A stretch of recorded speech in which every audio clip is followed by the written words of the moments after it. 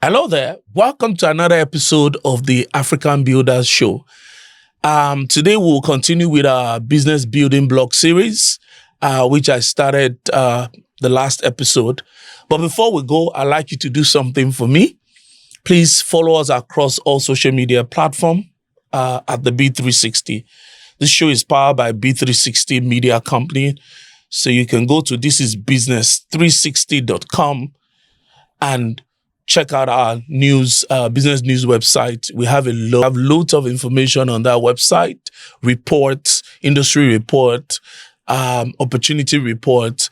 We have news stories going up every single day. We have features and articles that you can actually read. It is a very robust platform and it's for free. And on our social, we have, you can follow us across all social media platforms also there. And also follow me across all social media platforms. Of course, subscribe to this YouTube channel. We have about 5 podcasts that we bring in every week, and covering different part of our business life. And I think it makes sense for you to just be part of this. And also, please share some of this content as you find it useful. We've gotten several feedback before now. Positive feedback, of course, and we want you to also help us share. It means a lot to us if you would do that for us. Thank you so much. So let's go to another topic today. Last week, I shared about it takes time for things to happen, and I've gotten loads of feedback, and I'm happy that resonates with a lot of people. Remember, it's about considering business building blocks, the things that are essential to building a successful and a scalable business, a profitable and a thriving business. So, and I'm going to be drawing a lot from my experience in the last about 22 years of running business actively, and also drawing from other people's experiences. And today, so I want us to look at it. I haven't dug deep. The foundation is there, understanding that there's a mindset. We must have the long haul mindset. Another mindset we must imbibe is the mindset of vision. Ability to have big, hairy, audacious goal, in business. And that's so foundational, it's part of the substructure that we must build to have a lasting business. As going through, I went through an interview with Dangote last week, and my friend sent another one he did just a few days ago, and it's so amazing. You listen to him and you're wondering, is this man actually human being, or is superhuman, or just something out of this world? How that somebody at about $29 billion is still stretching and moving through, and his new target is to actually reach $100 billion in asset base in the next 10 years. And it's going to be 70 in the next couple of months, and one of the things he's saying now is that he's now even more aggressive than before, to chase his dream, and it's not essentially about personal ambition for him. It's about almost like what I would call collective ambition, developing ambition on behalf of the masses, so to speak. Because if you're looking at it, what does it need to live life? How much will Dangote need to live? If he starts spending all of his money today, in the next 30 years, he can't exhaust the money if it was on the basis of just personal consumption. But however, he's building a vision, a robust vision for Africa. And one of the things he's saying is that the reason for this, the drive, is that there's so much opportunity within Africa. And as a matter of fact, he did something very, very unique. About 10 years plus ago, he mentioned that he actually, sold all of his houses outside of Nigeria so that he will be able to focus exclusively on Nigeria and Africa by extension. So he narrated how that, if you have an holiday home somewhere else, you always have a need to go there and stay there and maintain, and you get distracted. And that's talking about the singularity of vision, unique focus, that conscious, intentional, strategic focus on achieving certain things, certain monumental things. Part of the things is pushing now, in a sense, is to build a refinery in Eastern Africa, supplying Kenya, Tanzania, Uganda, Rwanda, and a couple of other companies around the East African bloc. So, for me, this is somebody that one needs to learn from, how that is just pushing and stretching. One of the implication of the vision, we're benefiting from it in Nigeria as of today. Of course, the petrol has gone up, but it will have been worse if there was no Dangote refinery, because what will happen is that there will be scarcity. In other countries now, they've started rationing petrol, where it's not enough to go around. But because of the audacity, the visionary leadership of one man called Dangote, we can move around. There's no queue and everything's seamless. Of course, it's slightly above, and that one is out of his control because he's still buying crude at the international level, at the international rate. So what I was speaking about today, what am I challenging you to have? A big, audacious vision. Without vision, the Bible says that people perish. Without vision, people cast off restraint. The reason why a lot of people live a life that lacks discipline, focus, and tenacity is the lack of vision. So you have to have an idea of the preferred future you want within your business. And it's easy, it's free to dream. Nobody's going to hold you for dreaming. Nobody's going to determine to extent that you should dream. As far as your eyes can see, that's the law. And you must keep stretching.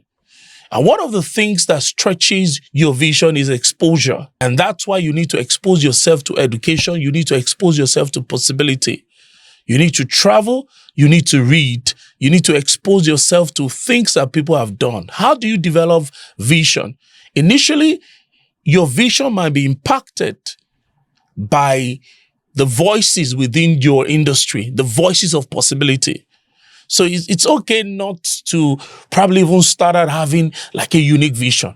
Your vision can be, let's say you are into manufacturing, that I want to be like a Dangote. In the process of time, your vision will be refined to the extent that it's unique to you. Eventually, you are going to moderate your vision based on the context of what is authentic to you.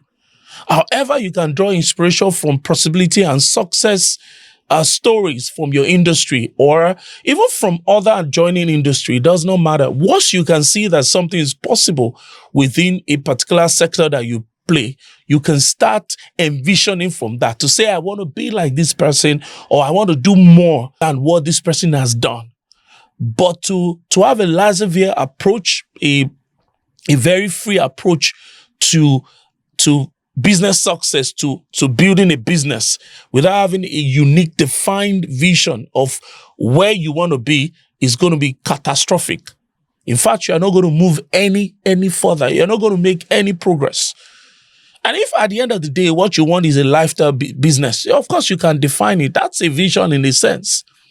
But what is going to be worthwhile is for you to have a big, audacious goal, a goal that scares you.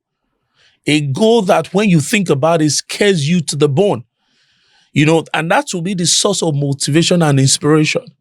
And you'll be amazed by the time you reach certain milestone that you're actually thinking small.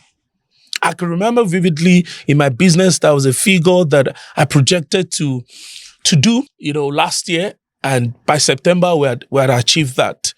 And I was really angry for the rest of the year. You know what? I was just asking myself, why have I been thinking this small in the last 3 years? Because I couldn't even see beyond my nose around that, because, that's why exposure is very critical to what you see and how you see. So that's why you must expose yourself to certain things that will stretch you. You must mind the environment of the information you pick. You must mind your environment in terms of the friends that you keep. You must mind your environment in terms of what you expose yourself to. Otherwise, you will not be able to think beyond the ordinary. And one of the things in terms of thinking, in terms of mindset, in terms of vision, you must think globally. And by that does not mean you necessarily have to have business in US, in UK, but you must also try and create business that is potentially consumable by not everybody in that sense, but a large chunk. You must have global impact. That's what I'm saying. You must have local reach, global impact. One of our own goals that has never left me in the last couple of years, and every single day is getting stronger. My view is Pan-African in nature. Of course, I expect at least in the minimum to conquer Africa, to make sure that the products that will be coming for my business is resonating throughout Africa. And God has really helped us in our service business. We've done work in South Africa. We've done work in Tanzania. We've done work in Ghana. We've done work in Kenya. We've done work in Nigeria. And we're expanding every single day, stretching. And in terms of our software product and some of those things we're developing, we expect it that it's going to reach throughout the ends of Africa. Of course, one country at a time. For me, that's my obsession. Africa is my obsession. African growth, African renaissance. That's my obsession. I'm really hoping that we'll be able to get to the point where we become so productive as Africans, and we take our place in the grand scheme of things on the global scale. But it's going to be, if that is to be, it has to be done by us. So you must have that vision. Do you want to be number one? Do you want to be Pan-African? Do you want to be renowned? What's your scope in terms of the vision? What do you see yourself become? For us, of course, we want to be a billion dollar entity, in the next maybe 10 years max from now. But of course, we already know our 2030 vision. Okay. What do we want to achieve by 2030, and we're working towards it, so that is even driving the kind of goals that we set for ourselves financially and otherwise in 2026. In 2027, we know what the next projection will be till we hit our goal in 2030. So vision defines who you are. Vision gives you energy. Vision gives you definition. People now ultimately will know you for this. So vision will ensure consistency. Vision will give you alignment. Vision also gives you boundary. So you know what to touch and what not to touch. Just today, I had to call my head of products in my technology business to say, this product and this product we're trying to do, we're vying off from our scope, So if I don't have a vision, I'm not going to know that. I was just meditating last night and I realized, no, this product is off track. This one is off track. Thank God we've not moved so much into that. So there's a way we're defining that. Otherwise, you will be jack of all trade, master of none. But vision gives you that boundary. It gives you scope. Wisdom also helps you to be able to manage resources so that you don't dissipate. Human resource, time, money, opportunities.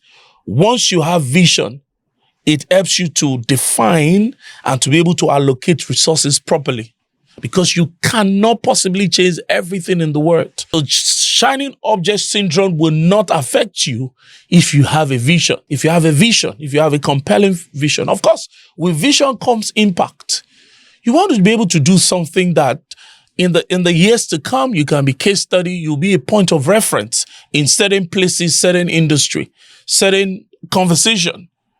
Because of vision, you must get to a point where you're saying that I want to have a global impact and footprint, where what I'm doing today will contribute to a body of knowledge or something grand within my sector or within my country or within my continent, or depending, or maybe in the whole of the world. So we have the likes of, even from Africa, from Nigeria, you see the like of MoneyPoint, like of Paystack and the rest, impacting seriously conversation and things around the world, even within Africa also. So the whole idea is that we must have that global outlook. We want to have local influence. You also want to have that global impact. where even from Nigeria or from anywhere you are, your importance, your value is being felt globally. So I want to encourage you today, if you're listening to me, you're a budding entrepreneur, you're new in the game. One of the things that it's going to help you, give you energy in the days where things are tough, where things are not concrete, where everything seems to be upside down, will be your vision. Your vision will be a propeller into that desired, preferable future. Your vision will be an anchor. It's going to strengthen you in the days where you feel like not going further. Okay? And if you are an existing entrepreneur, you're struggling, the economy is messing you up, or several things are just not working the way you expect. One of the things I want you to do at the moment is to isolate yourself and probably do some form of retreat or recap and fire yourself up. Fire yourself up. One of the ways to reignite your vision is to get sources of inspiration, okay? And it comes in books. Try and lay your hands on autobiography. One of the things that I started defining my vision early on, even from my late teens to my early youthful life, is that I read a lot of autobiography. A lot of autobiography. I can remember then in 2012, I read Steve Jobs' autobiography. It was about 600 pages. I read Losing My Virginity by, what's his name? Richard Branson. It was about a 700-pager, man. I read about, there's a book that Scott Galloway wrote about the Big Four. It was a very, very important book. I read that about 5-6 years ago. I read about Rockefeller. I've read about several people. In fact, once you get into my car, because most of my books that I read are in e-version, but because I need to read local authors. So if you see me have physical print, if you see me have a physical print in terms of a book, then it's going to be autobiography. I have about 5-6 inside my car at the moment, and some even at home. And so I draw inspiration by reading autobiography. I listen to a lot of podcasts. It defines and helps you to expand the scope of your vision. There's so many opportunities in this world. There's so many things that needs to be done. And you know what? The grand things about vision is the fact that is your source of wealth. There's a reward about envisioning and actualizing a vision. So once you give value, because that will be your source of value, that will be your value point to the world, your point of exchange to the world. If you have a vision, you can productize that vision and you can actually command, return in terms of financial reward from that. And even the good thing also is that it's not only about financial reward. There's the reward of honor, of being fulfilled. One of the things I like, and I tell people, I like money, I like to make money, right? But one of the things that gives me the greatest fulfillment is if any of our client comes and says, see, as a result of these things that you did and that this and this is happening, my sales has jumped, people now know more about our business and all of that. It makes me so happy. It makes me so fulfilled. We've gotten several positive feedbacks about the jobs that we do. Of course, there's times when you get not so good feedback. What do? You recalibrate, and you stay true to your vision. Of course, one of the things that's also even helped us to have and retain good staff is that we're able to share our vision. And they know that it's authentic, right? And, we try our best to make sure that we show that we're onto something great and we can do it together. Because vision will impact solidarity. Wisdom will impact people in the sense that people will rally around whatever project or construct you're trying to achieve. So you need to be able to define that vision. The next thing, of course, after defining it, which is an ongoing process anyway, there's never going to be a time you have to refine your vision till you leave the earth or the business maybe is acquired or something. But vision, the next thing is that you need to communicate the vision. because you need a team to actualize any project or any dream. So it's very important. Storytelling is important as an entrepreneur. And what do you communicate? Vision. You need to develop creative ways of relaying the vision. You need to create that picture in a grand way that people can understand, that vision can motivate. That vision can give clarity and context to the role individuals will play in the actualization of that vision. So you need to learn how to storytell and communicate your vision to your constituent. And that means the stakeholders in your life, the employees, even your spouse, your immediate family. Because to actualize vision, you will need all the energy, you need all the support.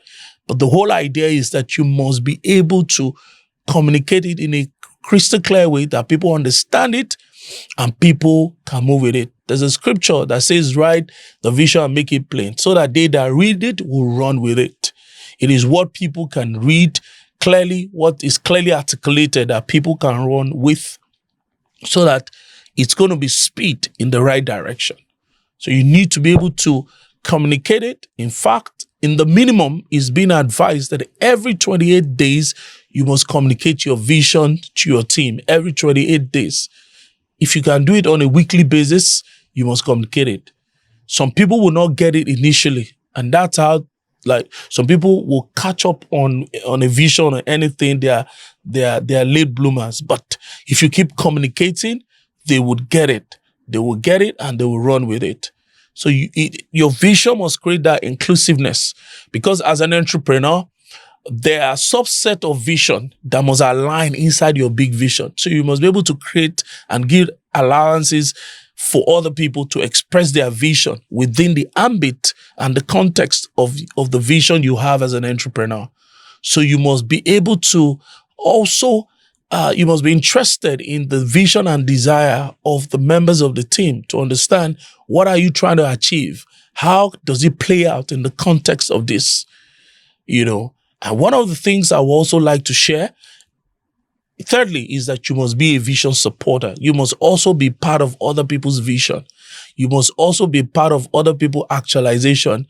You must help in bringing to fruition some of the plans that other people have. At least you must give support. You must find a way of supporting and rallying around, because nature rewards somehow. So you need to understand that you don't want to be found in sabotaging other people's vision. The best you can do, if you don't agree to a vision of somebody else, is to step aside rather than spoil whatever they're trying to do. Because it's going to come around you, that energy is going to come around you to impact on your own vision and its actualization, where you have sabotage within your team.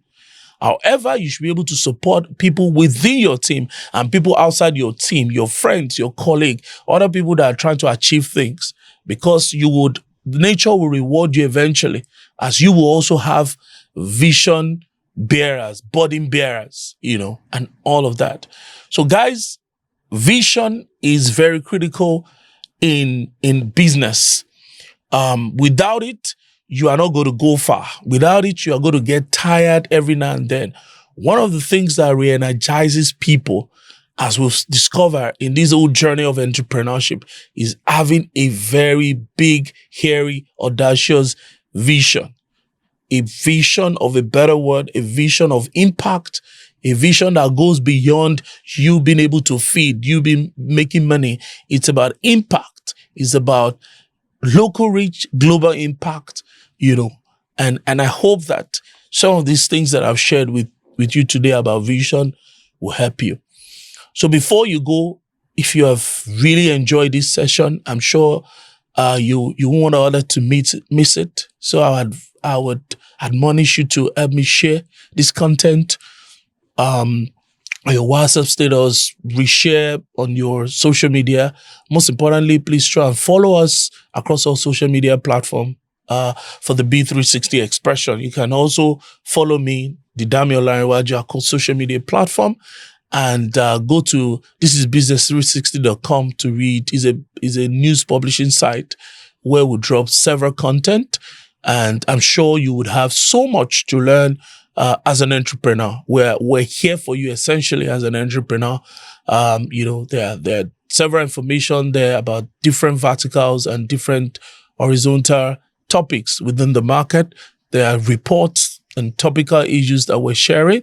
And on our podcast, we have several podcasts on our YouTube channel. So it will just make sense for you to browse around and check what we have for you. Make sure you subscribe and turn on notification. Till another episode, keep winning. I'll see ya.